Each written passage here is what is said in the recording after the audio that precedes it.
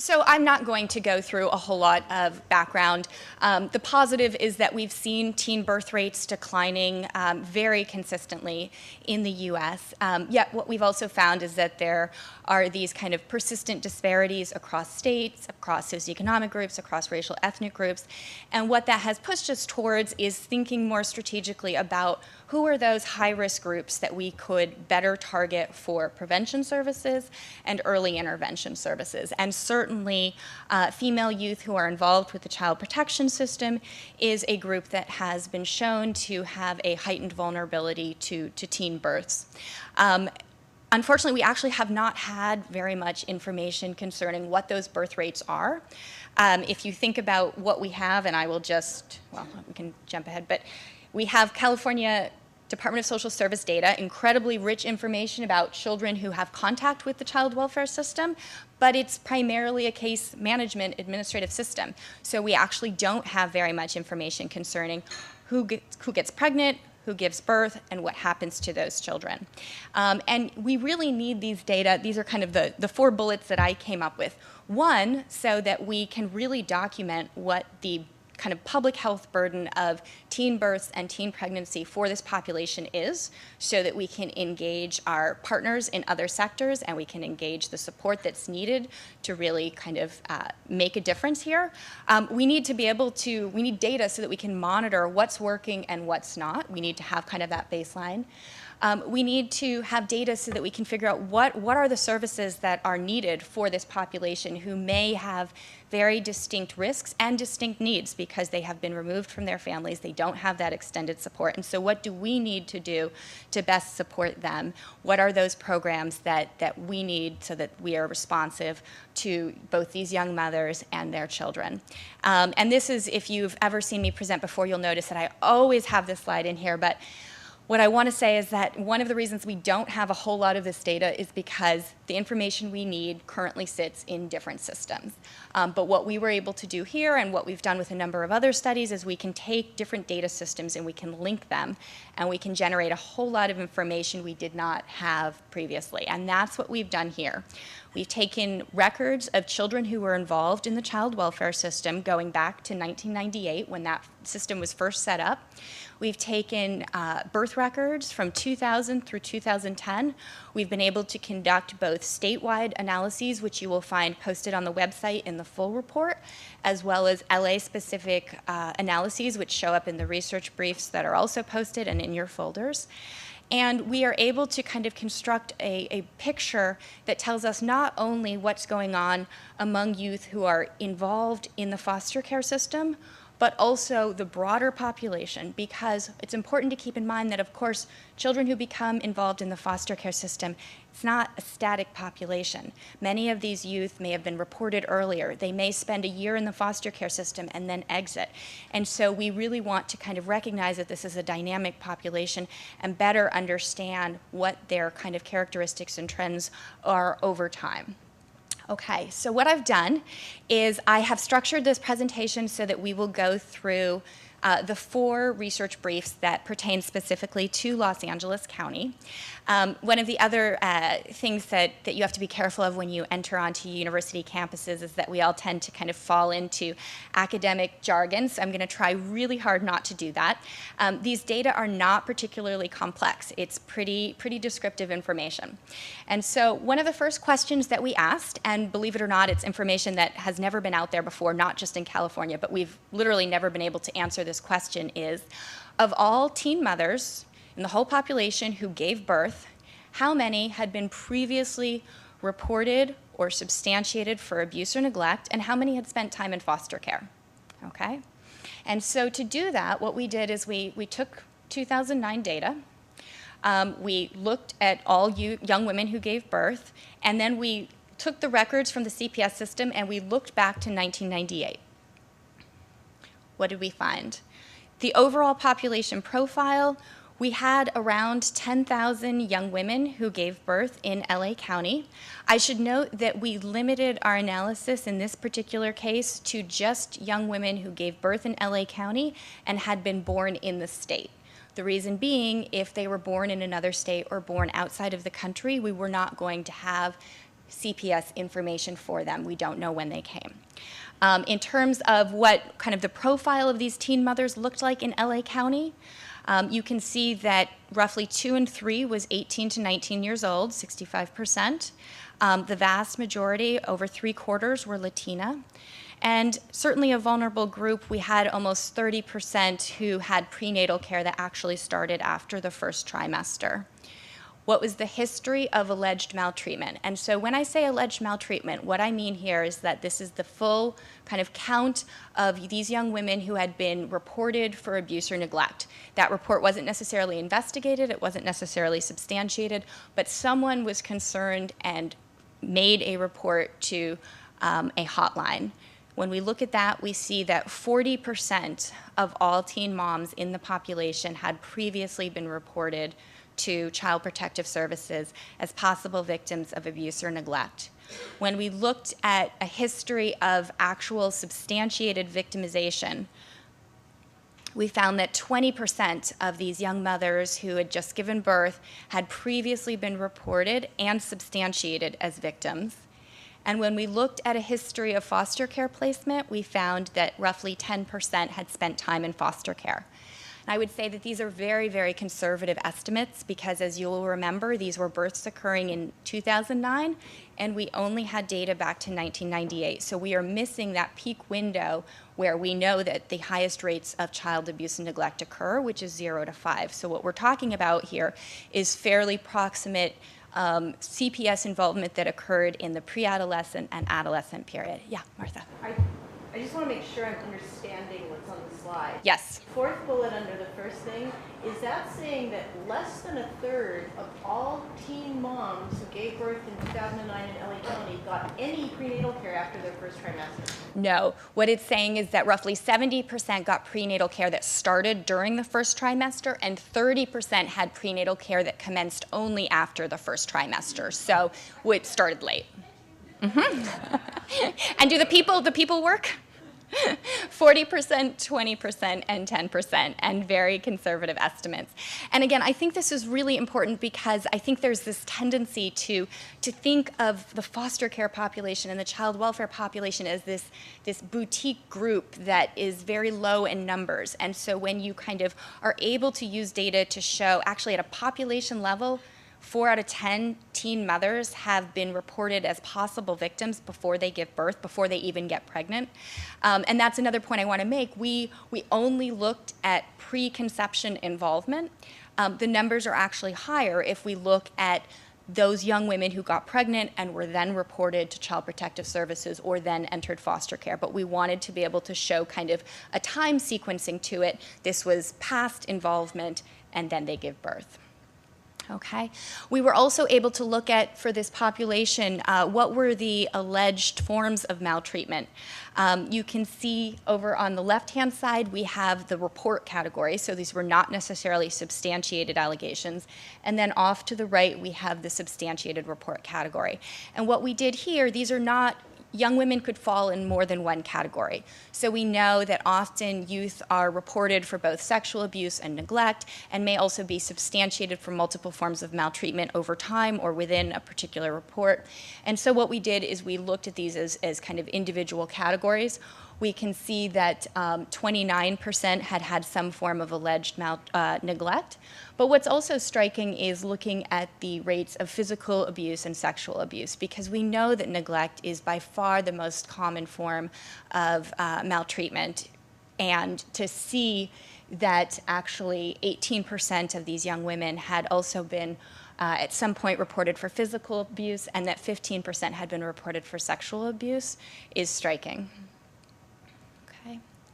I'm not going to go through this whole table, but I did just want to call out a few key points. We were also able to look at, was this a first birth or was this a repeat birth? And what we could do was then look at the percentage of young women who fell in that category and had been previously reported, previously substantiated, or previously placed in foster care. You can see, not surprisingly, for those young women where it was a repeat birth, more than half had previously been involved with the CPS system, likely due to perhaps that first birth, or perhaps this was just a higher risk population.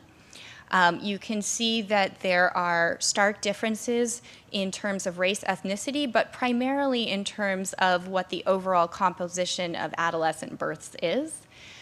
When we look at reported for maltreatment substantiated and placed in foster care, we do see some differences. They're not quite as stark, but what we do see is that of African American young teen mothers in Los Angeles County, 56% had previously been reported for abuse or neglect, and 1 out of every 3 had actually been substantiated as a victim of abuse or neglect. These numbers are shocking, but they're also consistent with some of the racial disparities we see earlier on in life and with the child welfare system overall. Okay. Any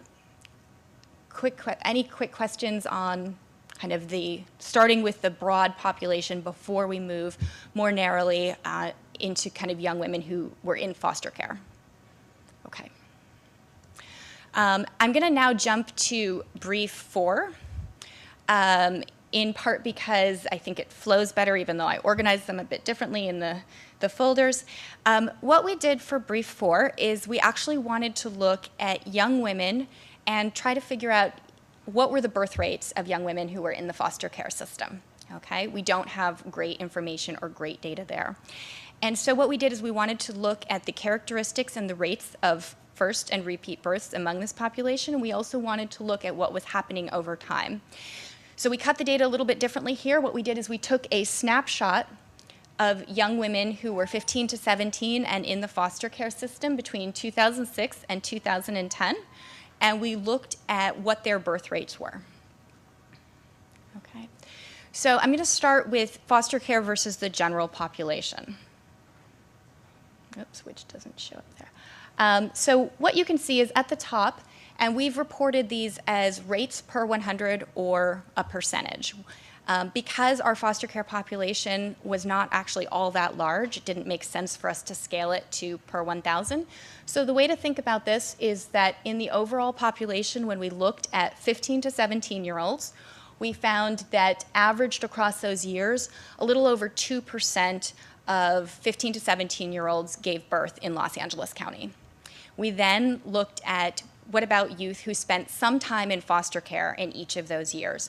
And we found that the rate was about 59% higher. It was around 3.5% compared with 2.2%.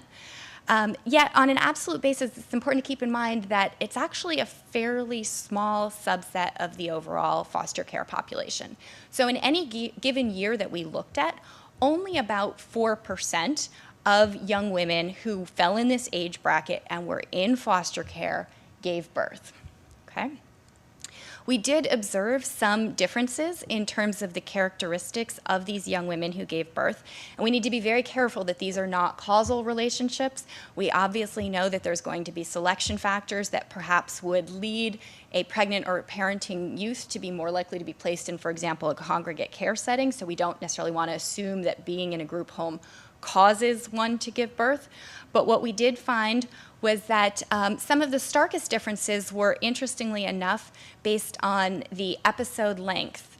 So what we did is we looked at these young women who were in the foster care system and gave birth, and we computed rates based on how long had they been in foster care. And what we found was that the young women who had been in care for the longest period of time, 5 years or more, actually had much lower birth rates than those who had been in foster care for less than 12 months. And this emerges in a few of the briefs.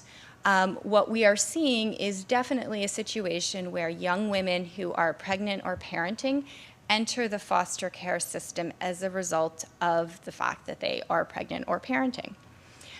What we also found was that there was a relationship between kind of very pronounced placement instability and a heightened risk and birth rate. So you can see there that it was a relatively small share of girls, but still meaningful, who had had 9 or more placements while in this particular foster care episode.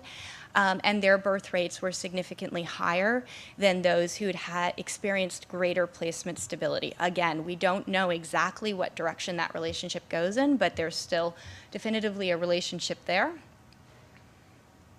And we also found some differences based on placement type, which I think largely comport with what we've seen in other research.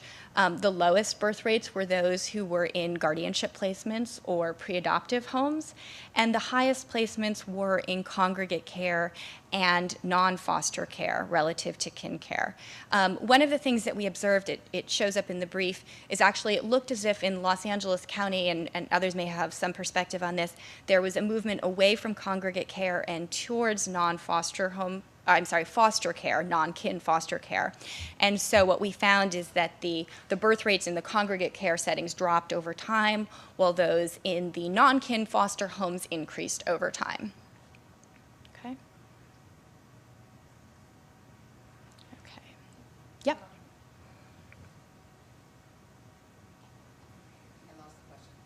Okay, let me know. I can come back. One of the other things that we did is we wanted to make some general population comparisons to foster care population comparisons. And one of the things I want to say is that if we had been able to make these comparisons to a sociodemographically similar kind of cohort in the community, we absolutely would have. Unfortunately, we didn't have data that allowed us to do that. And so all we could do was to compare kind of birth rates of young women we knew had ended up in the foster care system compared with the LA population overall. And I think that really emerges here, and I will kind of walk you through what we're looking at here. So one of the things to note is that for the general population as well as the foster care population, we see the same kind of hierarchy and ordering, where we see that Latinas in both kind of groups have the highest teen birth rates, and white adolescents have the lowest teen birth rates. What we also observe is that across all groups, the foster care population has a higher birth rate than the general population. Again, nothing particularly surprising there.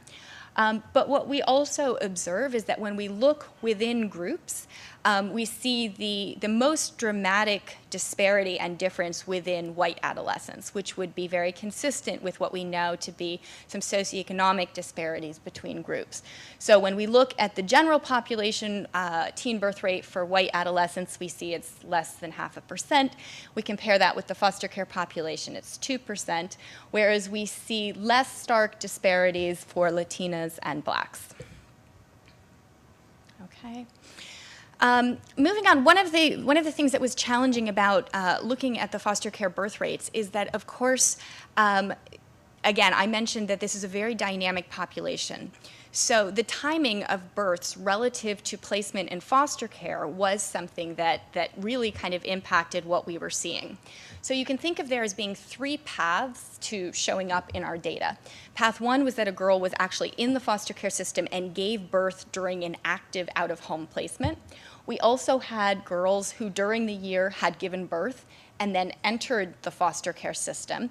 And finally, we had girls who were in the foster care system and subsequently exited the system and then gave birth, but within that same year. And so what we've presented here, and I think you really can kind of just pay attention to the gray bar on the far left side, is we looked at what of all girls who kind of fell in our population and gave birth during the same year that they were in foster care, what percentage had given birth while in the foster care system, what percentage had given birth before entering the foster care system, and what percentage had given birth after exiting the foster care system. Again, in terms of thinking about opportunities for prevention and intervention, really important to be able to kind of understand how our population is moving through the foster care system. You can see that around 60% of girls gave birth while in an active foster care placement, but another 21.2% had given birth before entering the system, and 16.4% had given birth after exiting the system. The other thing that we could look at is, based on the birth records, we could look at what was the estimated date of conception. So when did these girls actually get pregnant? Because if we're talking about providing prevention services and reproductive information, we need to know how many of these young women will we actually be able to reach while they are a part of this foster care system. And what we found, again, we've presented the data over time, you can see that there are some fluctuations, but if we look at the average over this period, that among girls who were in foster care and gave birth at some point during the year, less than 50% were in an active placement when they became pregnant. So again, doesn't mean that we can't reach a significant share of these young women, but needing to recognize that perhaps we have to have a broader kind of public health and yet targeted approach for this population may be valuable. I'm going to now take us back and again look at that foster care population and teen birth rates, but taking a slightly different view. So never good to actually just take snapshots of data, even though, frankly, when you want to make a rate comparison between two groups, it's often the best way to do it. So what we've done here is we've tried to look at some of the same questions around how many youth involved in the child welfare system, how many youth in the foster care system give birth during their teen years. But what we did is we constructed it longitudinally here.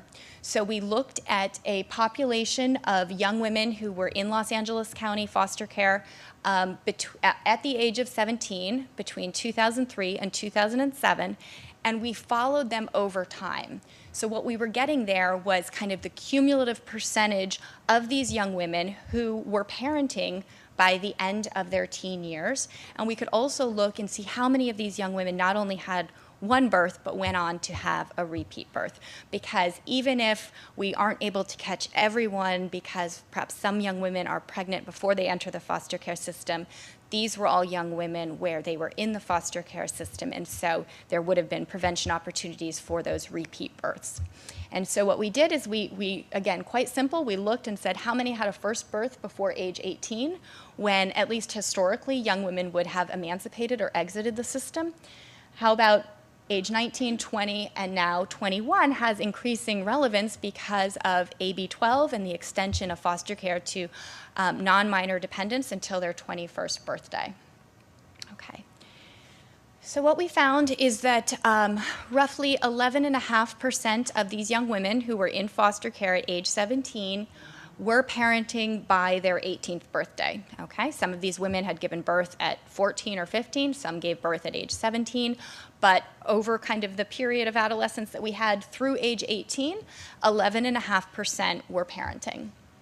When we look out to all first births before age 19, we can see that almost 20% of these young women are now parenting. And when we go through until the end of the teen years and look out to kind of 20th birthday, we can see that more than 1 out of every 4 of these young women is parenting. Okay.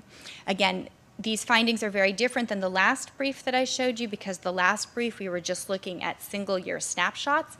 Here what we're doing is we're kind of stacking up the potential for having given birth in any given year, and we're looking at where do we end up at age 18, age 19, and age 20. What we also found were very, very high rates of repeat births. So while it was a relatively small share of young women who gave birth before age 18, 11.5%, what we found was that 38%, so more than 1 in 3 of those young women, went on to have a second birth during their teen years. So now we're talking about at least 2 kids. And when we looked out to all first births before age 19, we found that it was almost 30%. We didn't here look at repeat teen births among those young women who had a first birth at age 19, because there was basically no window in which a second teen birth could have occurred. Yeah, Mara? So 1 in 4 is pregnant by the time they age out AB 12. What about the comparison to the general population? Do we know?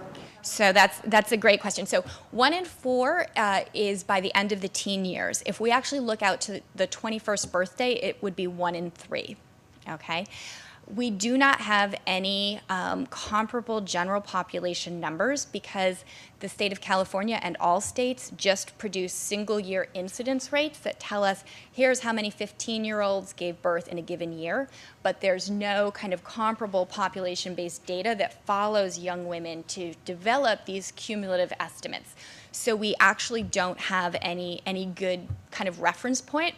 I think the way to view these data is, regardless of how these compare with whatever the general population rates are, what it suggests is that a significant share of these young women whom we are hoping will go to college and we're hoping will kind of exit from the system with good outcomes are parenting, and that with AB 12, the state's kind of obligation to provide programs and services for parenting youth will presumably increase.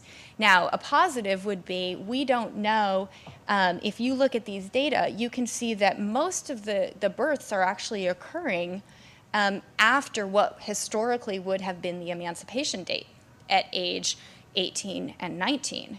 And so it may well be that simply by having AB12 and these young women's ability to kind of stay connected to a system, that we will see those rates drop right off the bat, okay? Because we certainly see that's where it really increases. But what's great is that we can actually start tracking that a bit. Can I ask one more Yeah. comparison question? Uh-huh.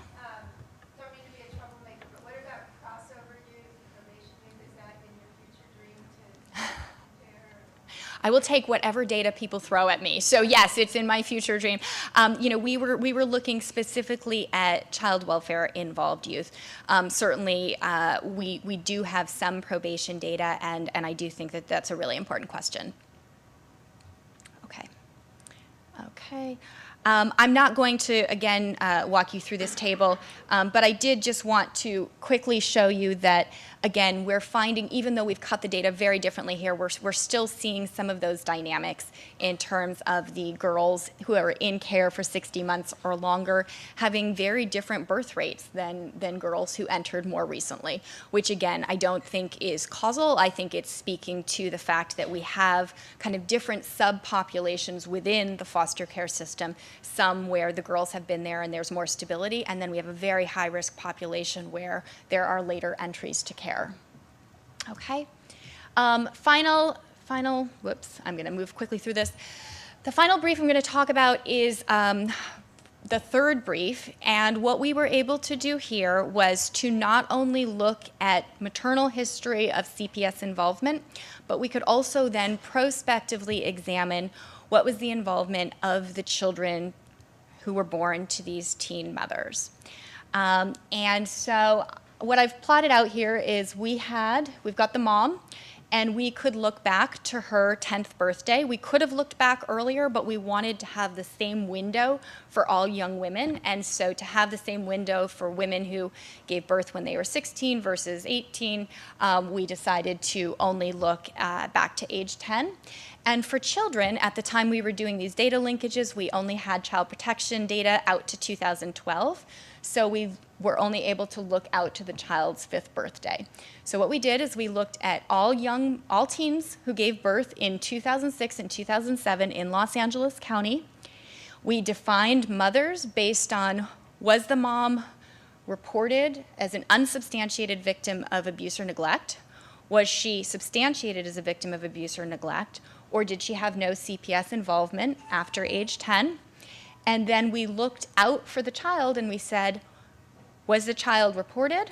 Was the child substantiated? Okay? So what I'm showing you right here are the rates of children who were reported for maltreatment and the rates of children who were substantiated for maltreatment between birth and age 5 among children who were born to teen mothers where that mother had not had any CPS involvement that we could document.